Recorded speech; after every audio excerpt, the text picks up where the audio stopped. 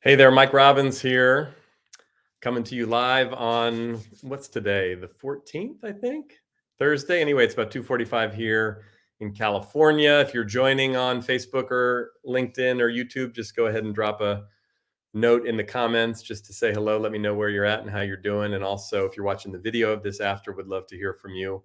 Questions, thoughts, comments, feedback, anything. I want to talk about the power of forgiveness. I did a podcast about this earlier this week, but I've been struggling with some resentments and some things recently that I've been challenged by to really look at forgiveness, and something that I've visited and revisited many times in my life. I come from a long line of grudge holders, so I know a little bit about not forgiving, and have been practicing personally and spiritually over the years, trying to really embrace the power of forgiveness. But there's a phrase that I love, a saying that I love. I don't even know who said it, and I've shared it a lot over the years, but it's an important one. And that is, holding a grudge is like drinking poison and expecting the other person to die. Holding a grudge is like drinking poison and expecting the other person to die. So holding on to resentments often damages us, impacts us negatively, doesn't have real impact on the other person or the other people, and not in any positive way, of course. But so I want to talk a little bit about what makes it hard to forgive, especially these days and just in general, and then talk about a few things we can do to embrace and actually practice forgiveness in an authentic way. The first reason I think it's hard to forgive is that we're not really taught very well to forgive. I don't know about you, but I wasn't taught. I never took a class, I never read a book, I didn't see it modeled much around me. And we don't live in a society and a culture, for the most part, where forgiveness is celebrated, modeled, not in a real, authentic way. Again, maybe when we're kids, we're told, apologize to your brother, apologize to your sister, or, but not really. Like, I didn't see, I mean, my parents got divorced when I was young. And the conversations in my house and just in general weren't around forgiveness or reconciliation. Now, again, you may have had a different growing up experience, but in general, we're getting a little bit better, I think. But in a lot of cases, a lot of what we see out in the world, here on social media and otherwise, is not focused on forgiveness. The second reason is we don't want to forgive. We actually get something out of forgiveness, and not, I mean, there's a payoff. There's like, I get to be right, I get to be righteous, I get to blame people, I get to use it as an excuse. But there's the deeper part. I think those things are true, but there's the deeper part of, if I forgive, am I saying it's okay? Am I condoning what happened? You're not, by the way. We forgive for ourselves. We forgive to let go of the resentment, to free ourselves. We don't forgive necessarily for the other person. There may be people in your life who have harmed you, like genuinely harmed you and abused you, or even just sort of done things or said things that don't work for you. Forgiving them doesn't mean you're saying it's okay. You're not giving them a pass.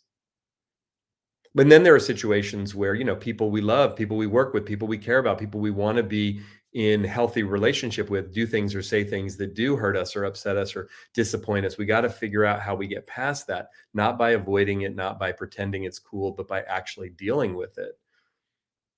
So, and sometimes even in a relationship, a love relationship or a work relationship, we want to hang on to that resentment so we can pull it out at any moment and use it as a card to play against the other person. Hey, remember when you did that thing? Remember when you said that thing? Remember how you hurt me?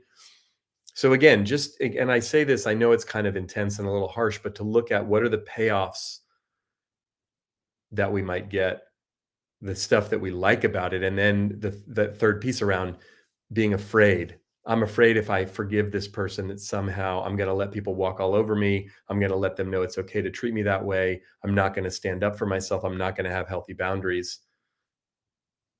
Those are all understandable. They just don't benefit us. And these days, I think because a lot of us are dealing with so much stress and mental and emotional challenge with respect to the pandemic and grief and loss and so many other things, I think sometimes having things, that's what I've been looking at for myself, like wanting to be able to focus some of my anger, some of my frustration, some of my disappointment, some of my sadness and my grief in a certain direction. That person did me wrong, or that situation is bad, and I'm going to channel all of my negative energy into that and be justified and be righteous in it. Remember, we're drinking the poison. So Acknowledging that it's hard, acknowledging that it's challenging in general, and especially these days. Hey, nice to see a few of you. Teresa, um, Ali Shaya, am I saying your name correctly? Nice to see you from Athens, Georgia, and Virginia. I love it. So, forgiving and forgiveness is really challenging. So, what are some things that we can actually do to practice forgiveness? Well, one of the first techniques that I highly recommend for every resentment, big and small, that you have about another person, about a group of people, about a situation, about stuff going on at work, in your family, in life, in the world, if you can make a list, either a mental list or actually physically write it down in a journal or on a piece of paper, all the different things that you're holding on to with resentment, big and small. Maybe do it from in somewhat priority order, the biggest ones to the smallest ones, and then go down the list and see the most efficient way to practice forgiveness is to let things go. Now, I'm not saying pretend like it's no big deal. I'm not talking about inauthentically going, oh, it's all good. It's fine. No, no, not sucking it in or stuffing it down. I mean, genuinely let it go, which, by the way, you and I are masters at doing that. We've done that so many times in our lives, we can't even remember. We don't remember the stuff we let go. Why? Because we let it go. That is one way to let go of a resentment. That's one way to resolve a conflict or an issue, is to simply let it go, like delete it from the hard drive. Again, I'm not talking about avoidance. I'm not talking about denial. I'm talking about authentically saying, you know what? I'm going to choose to let that thing go. That friend of mine in third grade who did me wrong and hurt my feelings. Yes, that was painful and traumatic then. Yes, it's caused some pain and trauma for me over the course of my life, but I'm ready to let that go. That person that I work with who sends those emails that are too long or too many attachments or copies me on it or whatever, and I get really annoyed. You know what? I'm going to let that go. That's not really that big of a deal in the scheme of things. So that's one thing we can do, is let things go. Now, for the things that we're not willing or not able to let go, they're bigger. Another thing we can do is talk to the person directly. Now, maybe we can't. Maybe they're dead. Maybe we're not in communication with them anymore and we don't want to be. Okay, so that wouldn't then be something we could do. But in many cases, we can go talk to the person, go to them directly. If we need an intermediary or a mediator or something to come in, but we can talk through the issue directly with the other person that we have the conflict with or the issue with, or where the resentment lies, or maybe it's a group of people, we can address it directly. Now, look, oftentimes that can take a while, that can be challenging and painful, but it can actually work and be incredibly powerful. Avoiding it often makes it worse. However, sometimes, as we've all experienced, talking to the person directly doesn't work and it makes things worse and is more painful and challenging. So that wouldn't be a good option, but that is something we can do. We can write a letter, like an actual handwritten letter, typed letter, email, text, some kind of written communication. Now, I would be careful with doing this, though, because oftentimes that's a passive aggressive way that makes things worse. It throws gasoline on the fire, but sometimes we can communicate to someone. Another technique with the letter that I've done is sometimes I've written out an anger letter, someone I'm really angry with no intention of actually sending it to them, either because they're no longer living or we're not in communication, or I'm not really interested in actually delivering the letter. I just want to get it all out of my head. And then what I'll do with the physical letter, if it's a really intense one, I'll often keep it for a couple days and read it over the course of 3 days. This was taught to me years ago as a technique. And then at the end of the 3 days, I either burn the letter or I rip it up and flush it down the toilet as a way of physically destroying it and the energy behind it. And then I'll close my eyes and do a little bit of a meditation visualization where I see the negative energy sort of being lifted off of me and transformed into more positive energy. Now, that may feel comfortable to you, that may feel weird to you, but that's a really powerful way. Sometimes sending a written communication to someone, if we do it with the intention of, look, I'm scared to say some of these things to you. I'm going to write these things to you, not as a way to attack you or dump it on you, but so we can have a conversation to actually talk about it. And I want to put it down on paper or in writing first, just because I know when we get together, I might be too scared to bring some of these things up. But be careful with that. Another thing we can do is talk to a proxy, like someone who could stand in for your mom or your dad or your boss or your friend or your ex or whoever. That can be really powerful. Sometimes I'll just talk into the open space here in my office, but I'll verbally have the conversation and say the things that I need to say to get them out of my head as if I were talking to the person. Again, so much of it is ultimately about our intention. Are we really interested in forgiveness? Forgiveness is not being right. Forgiveness is not forcing the other person to apologize and admit they were wrong. Now, maybe they naturally do that. Forgiveness is ultimately a choice that we make.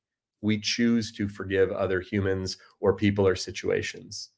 And that doesn't mean we're saying it's okay. It doesn't mean we're condoning. It doesn't mean whatever happened didn't have impact. It means we're choosing to remove that file from our emotional hard drive and no longer allow it to impact us. Now, if some things have happened to us that are really painful and challenging, traumatizing, we may need to seek some professional help, work with a counselor or a therapist, work with people who are trained in different techniques that can help us release pain and trauma from the past. So that's a really important thing. And I think during COVID, especially, we've been talking a lot more about mental health, about childhood trauma, just about trauma in general. And I think all of us carry some of that, if not a lot of that.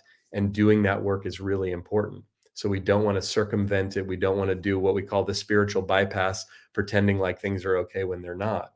But I think acknowledging that forgiveness can be challenging for a variety of reasons. We weren't trained, we don't know how, we get something out of it, we can be scared to do it, we're not sure, it hasn't worked, we don't want to get taken advantage of, all those things.